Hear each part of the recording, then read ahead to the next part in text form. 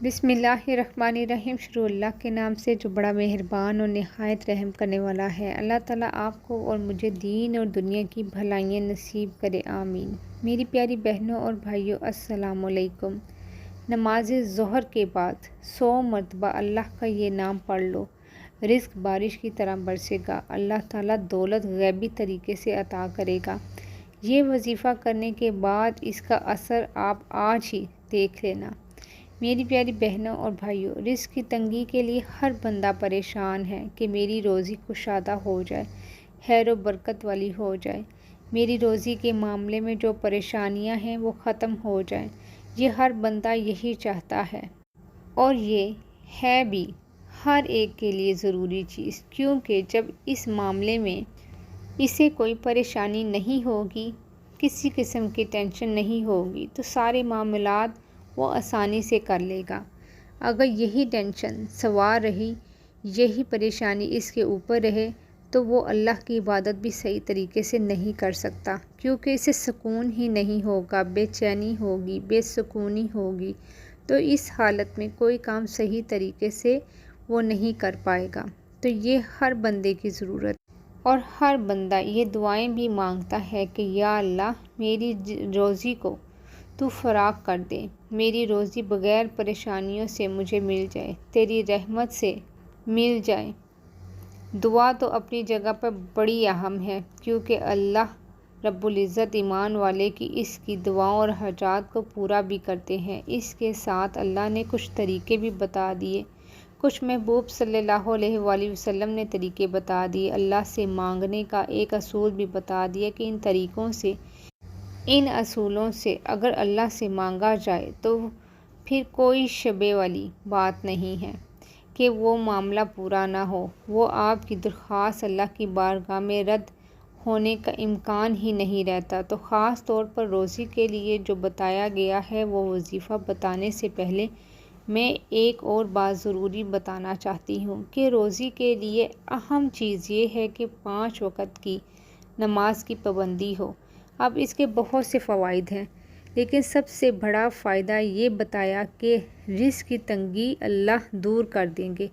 5 وقت کی نماز کی پابندی ہو تو پہلا فائدہ رزق کی تنگی دور ہوگی، اور نمازوں میں سے خاص طور پر ظہر کی نماز جو ہے وہ رزق کے لیے بہت ہی اہم ہے۔ جس طرح نفلی نمازوں میں چاشت کی نماز رزق کی تنگی کو دور کرنے کے لیے تمام علماء نے یہ بات لکھی ہے کہ اس سے بہتر عمل ہم نے کوئی نہیں دیکھا جو رزق کی فراگی اور کشادگی کے لیے ہو۔ چاشت کی نماز ہے، اور چاشت کے بعد پھر پہلا وقت ظہر کی نماز کہا جاتا ہے۔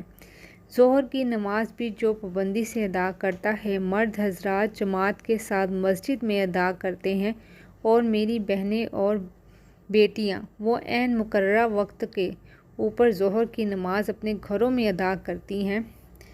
وقت مقررہ یہ ہے کہ لیٹ نہ کریں، اکثر کام کاج میں لگی رہتی ہیں تو عصر کا وقت بالکل قریب آ جاتا ہے، پھر وہ نماز پڑھتی ہیں۔ اس طرح روزانہ کرنا اچھا نہیں ہے۔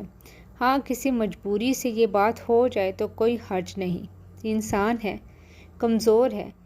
ایک عادت بنا لینی، اپنی مکمل وہی روٹین بنا لینی، یہ چیز اچھی نہیں ہے، اللہ کو پسند نہیں ہے۔ آپ صلی اللہ علیہ وآلہ وسلم نے فرمایا، بہترین آدمی وہ ہے جو اپنی نمازوں کو اوقات مقرر پر پڑھتا ہے۔ تو قرآن پاک میں بھی یہی حکم دیا ہے، بے شک اللہ نے انہیں نمازوں کو اپنے مقررہ اوقات پر فرض کیا ہے، تو وقت پہ پڑھنا یہ فرض میں داخل ہے۔ تو پہلی چیز یہ ہو گئی، رزق کی تنگی کو دور کرنے کے لیے نمازوں کی پابندی، اور نماز میں خاص طور پر ظہر کی نماز رزق کے معاملے میں بہت ہی خیر و برکت والی ہے۔ اور اس کے ساتھ اگر یہ وظیفہ ہو جائے ظہر کی نماز کے بعد، یوں سمجھ لے جس طرح بندہ کہتا ہے بس تو پھر تو سونے پہ سہاگا ہو گیا، پھر تو اللہ کی رحمت اور جوش میں آ جاتی ہے، اور اس روزی کے معاملے میں جو تنگی ہے وہ اللہ دور کر دیتے ہیں۔ تو وہ وظیفہ بہت ہی آسان ہے، آپ توجہ سے سن لیں۔ 313 مرتبہ لا الہ الا اللہ یرزق من یشاء بغیر حساب، اس کو 313 مرتبہ پڑھنا ہے۔ اس کے اول اور آخر آپ 3 مرتبہ درود ابراہیمی پڑھ لیں، یا 5 مرتبہ پڑھ لیں یا 7 مرتبہ پڑھ لیں، یہ آپ کی مرضی ہے۔ یہ عمل مسلسل 7 دن کرنا ہے۔ آپ کو 2 یا 3 دن کرنے کے بعد ہی پتہ چل جائے گا اور آپ کے ذہن کے اندر یہ بات آ جائے گی کہ واقعی اللہ کی رحمت میرے اوپر موسلا دھار بارش کی طرح برس رہی ہے۔ یہ تو اثرات آپ کو 3 دن کے عمل صحیح نظر آ جائیں گے، لیکن آپ نے مسلسل 7 دن پورے یقین سے یہ عمل کرنا ہے، اور اس کے ساتھ ساتھ 5 وقت کی نماز کی بھی ادائیگی کرنی ہے، کیونکہ نماز اللہ کا سب سے بڑا حکم ہے۔ یہ ہمارے اوپر زیادہ تر پریشانیاں اور مصیبتیں اسی وجہ سے آتی ہیں کہ ہم نے اس بڑے حکم سے روگردانی کر لی ہے، تو اللہ نے بھی اپنی رحمت کی چادر اتار لی ہے۔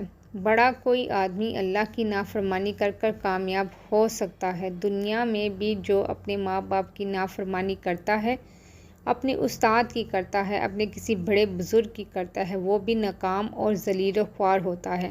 اور اللہ جو رب العالمین، حکم الحاکمین، جو بادشاہوں کے بادشاہ، ان کی نافرمانی کر کر بندہ کہاں سکون حاصل کر سکتا ہے؟ اس لیے میری تمام سامعین سے یہ درخواست ہے کہ وہ نمازوں کی بھی پابندی کریں۔ پھر انشاءاللہ یہ ایک وظیفہ نہیں، جو بھی وظیفہ آپ کریں گے وہ کارگر ثابت ہوگا، مجرب ہوگا، اور آپ کو اس کے فوائد نظر آ جائیں گے۔ تو اللہ رب العزت ان حضرات کو جو روزی کے معاملے میں پریشان ہیں یا کہتے ہیں کہ ہمیں کوئی جاب نہیں ملتی، کاروبار نہیں چلتا، دکان نہیں چلتی، یہ سارے کاموں کے لیے یہ وظیفہ آپ کریں۔ وظیفہ دوبارہ سن لیں۔ آپ نے 313 مرتبہ ظہر کی نماز کے بعد اول اور آخر درود شریف کے ساتھ لا الہ الا اللہ یرزق من یشاء بغیر الحساب، اول اور آخر درود پاک لازمی پڑھیں۔